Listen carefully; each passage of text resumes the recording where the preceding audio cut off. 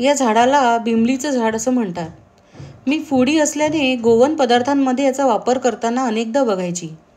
Recently मी गोव्याला गेलेले असताना पप्पाज गार्डनच्या परसबागेत हे झाड मला बघता आलं. झाड दुरून सेम रायावळ्यासारखं दिसत होतं.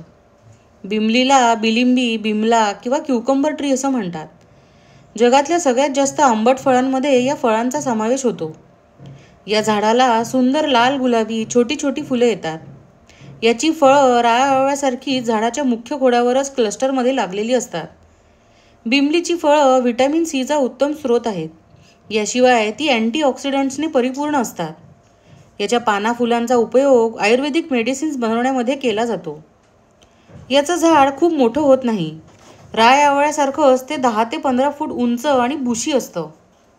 हे झाड किनारपट्टी लगतच्या भागातच जास्त आढळून येतं. बिमलीचा उपयोग चटणी, लोणचे आणि करी बनवण्यासाठी केला जातो. याशिवाय मीठ आणि तिखट लावून सुद्धा ते खूप छान लागतं. बिमली आणि स्टार फ्रूट हे दोन्ही एकाच फॅमिलीमधली झाडं आहेत. इंडोनेशियन लोक बिमलीच्या पानांचा उपयोग पदार्थ रॅप करायला करतात.